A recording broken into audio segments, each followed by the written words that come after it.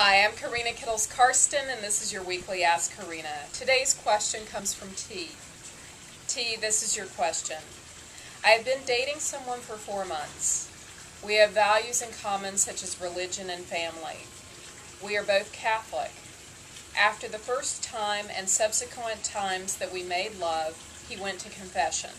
He feels like it's wrong to have sex out of wedlock. He enjoys our lovemaking, we both do, but can't get past the doctrine in his head. How can a relationship thrive if someone has such a dirty opinion about sex? T. I want to start off by first saying how interesting it is that you are both Catholic, but you have very different opinions about sex. His seems to be a more literal interpretation of biblical text and Catholic ideology, and yours seems to be more broad and philosophical. And, that's the range of people in a specific religion, is that there are people that are going to interpret law as more philosophical, and others that will interpret it as literal, and they want to follow every rule by the book. So where does that leave you? Him going to confession after you make love means that he is obviously enjoying the experience with you, but then he needs to go and punish himself, and he is very, very split inside. And I would say this is not only harmful to him, but it's also harmful to you. A relationship can't thrive in this kind of setting. The first thing I would suggest to both of you is to find a wise, open-minded Catholic counselor, maybe at a different church than the one that you two go to, that can really counsel you and advise you, that can see both sides of the equation and help you both make the right decision together. The boyfriend really needs to do some deep healing.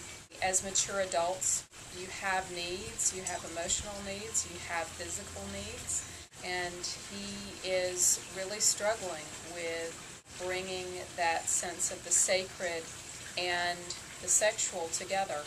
I've counseled couples that are religious for years that have gotten married and still have a very difficult time making love with each other, and that's because they have had so many lessons around sex is a sin outside of marriage that they really can't even do it once they're inside marriage. So this is not just about right now at this point in your relationship. This is about all times in your relationships. You want to be in a relationship where you're of two minds, that one person really feels very shameful and sinful about what they're doing, and the other one doesn't and sees it as a healthy and meaningful part of your relationship. Sexual union with someone that you love is a divine act. It is not meant to cause division or mental stress or shame.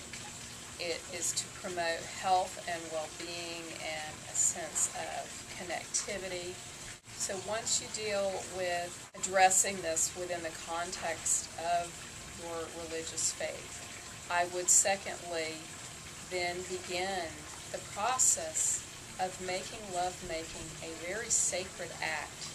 And what I mean by that is I consciously and clear-mindedly enter into the bedroom. Choose in this moment to be fully present with you, fully alive in my heart, fully awake in my mind, fully there in my body, and truly available spiritually to greet you, to meet you, to mate with you, to have sex with you.